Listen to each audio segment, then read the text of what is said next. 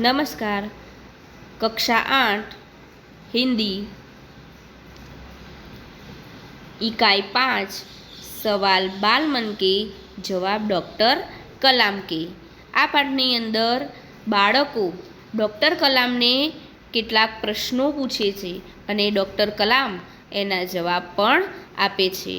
તો આ પાઠમાં ડૉક્ટર કલામનું પૂરું નામ જોઈએ તો ડૉક્ટર અબુલ પાકીર જૈનુલાબ્દીન અબ્દુલ કલામ એમનું પૂરું નામ હતું।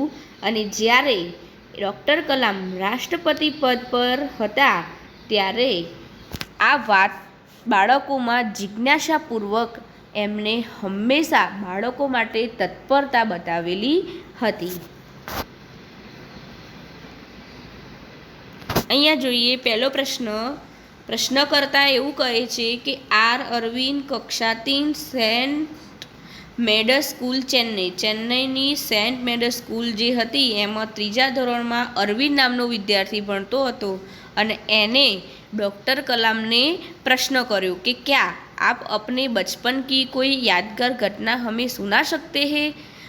अरविंद ए डॉक्टर कलाम ने प्रश्न करे છે શું તમે તમારા બાળપણની કોઈ પણ યાદગાર ઘટના અમને સંભળાવી શકો છો। તો डॉक्टर कलाम એનો જવાબ આપે છે કે कक्षा 5वीं के मेरे शिक्षक श्री शिव सुब्रमण्य अय्यर की एक बात मुझे याद है।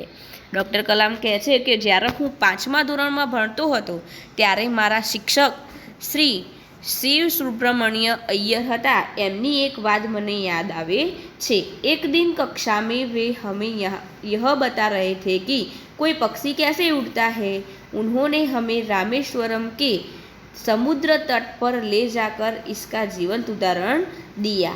वह ऐसी यादगार घटना थी जो मेरे मन मस्तिष्क में हमेशा के लिए बैठ गई। इसी से मुझे आगे विज्ञान पढ़ने की प्रेरणा मिली। डॉक्टर कलाम જ્યારે એમના શિક્ષક શિવ સુબ્રમણ્ય અય્યરની એક વાત એમને યાદ આવે છે તો બાળકોને કહે છે કે એક દિવસ મારા જ ધોરણમાં મને મારા શિક્ષકે એવું બતાવ્યું હતું કે શું કોઈ પક્ષી કેવી રીતે ઉડી શકે છે। ત્યારે તે શિવ સુબ્રમણ્ય અય્યર જે શિક્ષક હતા એમણે જીવંત ઉદાહરણ બતાવવા માટે રામેશ્વરમ સમુદ્ર કિનારા પર લઈ જાય છે અને આ જે યાદગાર ઘટના હતી એ એમના મન મસ્તિષ્કમાં એટલે કે મન અને મગજમાં કાયમ માટે ફિટ થઈ ગઈ હતી એટલે કે બેસી ગઈ હતી। આ ના ઉપરથી મને વિજ્ઞાન પઢવાની એટલે કે ભણવાની પ્રેરણા પણ મળી હતી। બીજો પ્રશ્ન જોઈએ સરયુ મકર કક્ષા 5 વાલ્મીકી નગર હિન્દી માધ્યમિક શાળા નાગપુર। હવે સરયુ મકર નામનો વિદ્યાર્થી જે છે એ 5મા ધોરણમાં ભણે છે અને વાલ્મીકી નગર हिंदी माध्यमिक શાળામાં નાગપુરમાં એ પોતે ભણે છે અને એ डॉक्टर कलाम ने प्रश्न करे છે कि बचपन में हमें किस भाषा को प्रमुखता देनी चाहिए। એટલે કે બાળપણમાં આપણે કઈ ભાષાને પ્રમુખતા આપવી જોઈએ। તો ડૉક્ટર કલામ એનો જવાબ આપે છે। डॉक्टर कलाम कहे छे कि मैंने स्वयं माध्यमिक शिक्षा तक की पढ़ाई अपनी मातृभाषा के माध्यम से पूरी की है। कॉलेज और उससे आगे की शिक्षा अंग्रेजी माध्यम की संस्था में हुई। डॉक्टर कलाम એને કહે છે કે હું જ્યારે માધ્યમિક શિક્ષણમાં ભણતો હતો તો એ માધ્યમિક શિક્ષણ મેં પોતાની માતૃભાષામાં જ મેળવી હતી અને કોલેજ અને એનું આગળનું શિક્ષણ જે મેં મેળવ્યું એ મેં અંગ્રેજી માધ્યમની સંસ્થામાં મેળવ્યું હતું। मेरा मानना है कि हम कॉलेज में भी माध्यम के रूप में मातृभाषा का चुनाव कर सकते हैं। डॉक्टर कलाम એને કહે છે કે મારું તો માનવું એવું જ છે કે કોલેજનું શિક્ષણ પણ આપણે આપણી માતૃભાષામાં મેળવવું જોઈએ क्योंकि युवा अपनी मातृभाषा में ही सोचता है। આપણે જોઈએ છે કે યુવાન પેઢી આપણી જે માતૃભાષા આપણે જે બોલતા હોય એ ભાષામાં જ વિચાર કરતા હોય છે। उसी में ही अपनी बात सहजता से कहने में सक्षम होता है। पर इसमें कोई भी दो राय नहीं कि वैश्विक स्तर पर संपर्क के लिए हमें अंग्रेजी जैसी एक संपर्क भाषा की नितांत आवश्यकता है। તો અહીંયા કહે છે ડૉક્ટર કલામ કે યુવા જે પેઢી છે એ હંમેશા પોતાની માતૃભાષામાં જ વિચારે છે અને એમાં જ એ ભાષામાં જ પોતે સહજતાથી વાત કરવામાં સક્ષમ હોય છે, પરંતુ એમાં કોઈ બે રાય હોતી નથી. કેમ? કારણ કે વિશ્વ સ્તરે એટલે કે આપણે બીજા દેશમાં કે ગમે ત્યારે જવું હોય તો એ માટે સંપર્ક કરવા માટે આપણે અંગ્રેજી ભાષા જેવી અત્યંત ભાષા આવશ્યક હોય છે. સંપર્ક ભાષા આપણને આવડવી જોઈએ. માતૃભાષાનું શિક્ષણ તો મેળવવું જ જોઈએ, સાથે સાથે અંગ્રેજી જેવી જે સંપર્ક ભાષા કહેવાય એનું શિક્ષણ પણ આવશ્યક છે, એવું ડૉક્ટર કલામ પેલા વિદ્યાર્થીને પ્રશ્નનો જવાબ આપે છે. આગળ બીજો પ્રશ્ન જોઈએ તો હવે અર્શ પટેલ કક્ષા 5 ચંદુલાલ વિદ્યા મંદિર મુંબઈ. અર્શ પટેલ નામનો વિદ્યાર્થી જે 5મા ધોરણમાં ભણે છે, ચંદુલાલ વિદ્યા મંદિર મુંબઈમાં એ શિક્ષણ મેળવે છે અને એ ડૉક્ટર કલામને પ્રશ્ન કરે છે કે યદિ હમ આપકી તરહ બનના ચાહે તો હमें क्या करना चाहिए. શું કહે છે કે જો અમારે તમારા જેવું બનવું હોય તો અમારે શું કરવું જોઈએ, એવો પ્રશ્ન ડૉક્ટર કલામને કરે છે. તો ડૉક્ટર કલામ એનો સુંદર મજાનો જવાબ આપે છે. શું કહે છે કે જબ આપ युवा अवस्था में कदम रखें तभी आपको जीवन में लक्ष्य निर्धारित कर लेना चाहिए. ડૉક્ટર કલામ શું કહે છે કે જ્યારે તમે યુવાન બનવાની અવસ્થામાં આવી જાઓ એટલે કે યુવાન થઈ જાઓ એ જ વખતથી જ તમારા જીવનમાં તમારે જે પણ કંઈ બનવું હોય એનું લક્ષ્ય નિર્ધારિત કરી દેવું જોઈએ. હંમેશા કુછ બડા સોચો. આપણે ઊંચા વિચારો ધારણ કરવા જરૂરી છે. જૈસે ही यह अनुभूति हो कि आप आखिर बनना क्या चाहते हैं तभी से उस दिशा में प्रयास और श्रम प्रारंभ कर दो. તમારે જ્યારે પણ તમને અનુભવ થાય કે આપણે શું બનવું છે તો જે પણ કંઈ બનવાનું લક્ષ્ય આપણે નિર્ધારિત કરી દીધું હોય અને એની એ જ દિશામાં આપણે પ્રયાસ અને શ્રમ કરવાનું શરૂઆત કરી દેવી જોઈએ. કહેને કા અર્થ હૈ કે જી તોડ મહેનત કરો. આપણું જે લક્ષ્ય નક્કી કર્યું હોય કે આપણે ડૉક્ટર બનવું છે તો એની જ દિશામાં આપણે પ્રયાસ અને શ્રમ કરી અને જી તોડ મહેનત પણ કરી દેવાની શરૂઆત કરવી જોઈએ. જો આપ આગે ही और बढ़ोगे आपका सामना बाधाओं तथा कठिनाइयों से होगा. આપણે જાણીએ છીએ કે આપણે કોઈ પણ કાર્ય કરતા હોય, કોઈ પણ મહેનત કરતા હોય તો એમને ઘણી બધી મુશ્કેલી, સમસ્યાઓ, કઠિનાઈઓ પણ આવતી હોય છે, છતાં પણ આપણે એની સમસ્યાઓનો સામનો કરી અને આપણું લક્ષ્ય આપણે પૂર્ણ કરવું જોઈએ. આપકો અપને અંદર દ્રઢ સાહસ પેદા કરના હોગા.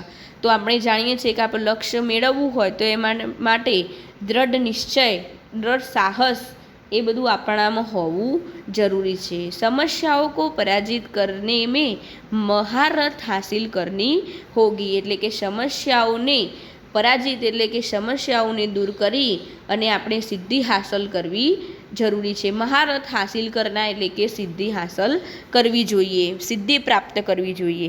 તભી જીવન મેં સફળ હો પાઓગે. અને ત્યારે જ આપણે જે લક્ષ્ય પ્રાપ્ત કરવાનું નક્કી કર્યું હોય અને ત્યારે જ આપણને એમાં સફળતા મળતી હોય છે. પહેલે યહી જરૂરી હૈ કે આપ નિરંતર જ્ઞાન અર્જિત કરો. જ્ઞાન અર્જિત કરના એટલે જ્ઞાન પ્રાપ્ત કરવું. તો શું કહે છે કે એ માટે લક્ષ્ય મેળવવું હોય તો એના માટે આપણે હંમેશા જ્ઞાન પ્રાપ્ત કરતા રહેવું જરૂરી છે. ડૉક્ટર કલામ આવી રીતે એનો જવાબ આપે છે. હવે આગળ બીજો પ્રશ્ન.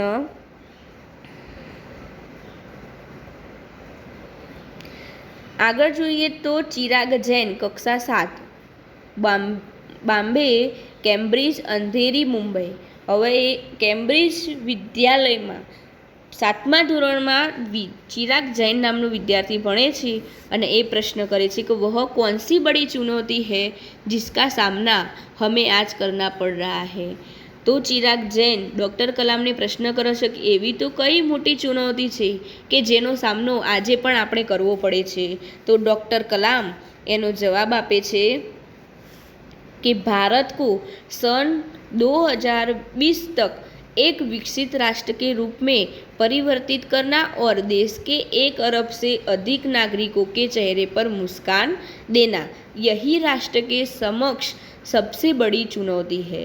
ડૉક્ટર કલામ શું કહે છે કે ભારતને જ્યારે 2020 સુધી વિકસિત રાષ્ટ્રમાં પરિવર્તિત કરવાનું અને દેશની 1 અરબ જેટલા અધિક નાગરિકો છે, ઘણા બધા આટલા બધા નાગરિકો છે, અને એ બધા નાગરિકોના ચહેરા ઉપર મુસ્કાન જોવી એ આપણા રાષ્ટ્રની સૌથી મોટી ચુનૌતી ગણવી જોઈએ. આગળ બીજો પ્રશ્ન છે કે હર્ષ ચાંડક નામનો વિદ્યાર્થી હોય છે જે 7મા ધોરણમાં ભણે છે. ડૉક્ટર એસ રાધાકૃષ્ણ વિદ્યાલય મલાડ મુંબઈ. ડૉક્ટર એસ રાધાકૃષ્ણ વિદ્યાલય મલાડ મુંબઈમાં કક્ષા 7માં હર્ષ ચાંડક નામનો વિદ્યાર્થી હોય છે અને એ ડૉક્ટર કલામને પ્રશ્ન કરે છે કે આપકી દૃષ્ટિ મેં સાહસ કી પરિભાષા ક્યા હૈ? તમારી દૃષ્ટિમાં સાહસની પરિભાષા કઈ છે? એવો પ્રશ્ન ડૉક્ટર કલામને કરે છે. તો ડૉક્ટર કલામ એનો જવાબ આપે છે કે अपनी जान की परवाह किए बिना दूसरों को संकट या आपदा से बचाना ही साहस है. ડૉક્ટર કલામ શું કહે છે કે આપણી જાનની કોઈ પણ પરવા કર્યા વગર બીજાના દુઃખો દૂર, સંકટ, આપદા એટલે મુશ્કેલી, સંકટ અને મુશ્કેલીથી બચાવવી, અને એ જ આપણું એક સાહસ કહેવાય છે, એ જ આપણી સાહસની પરિભાષા કહેવાય છે.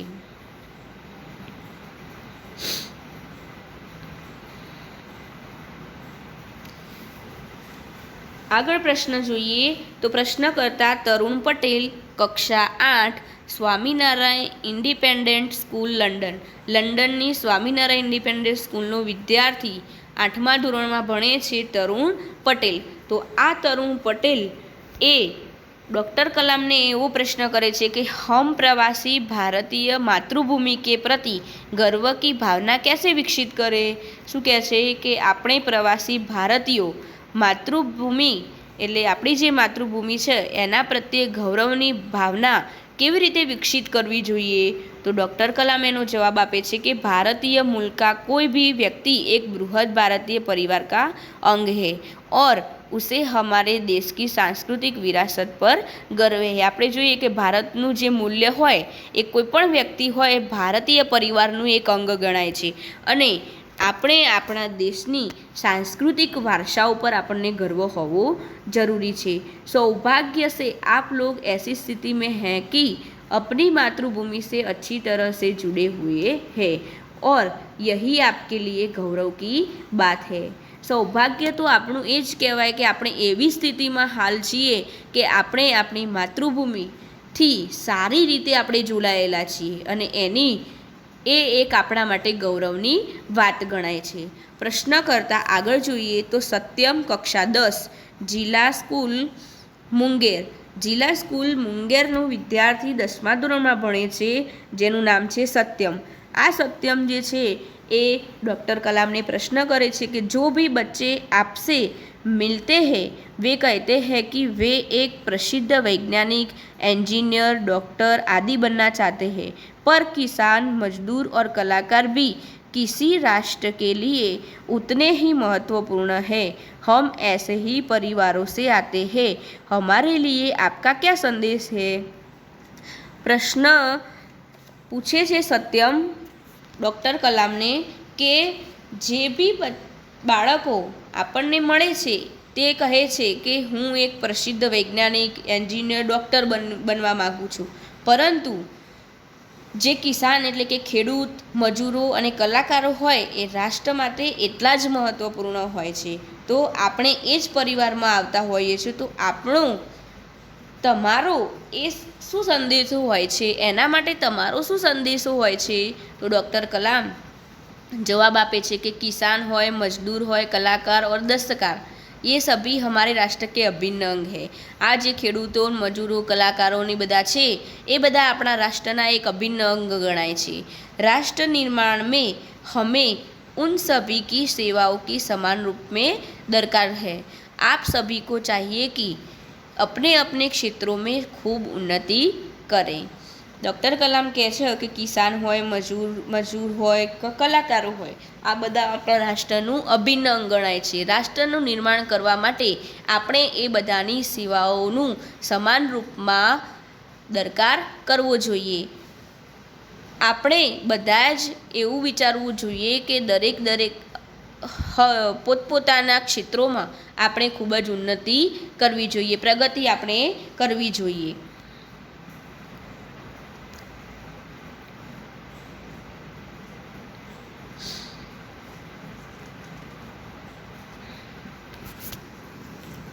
ધન્યવાદ.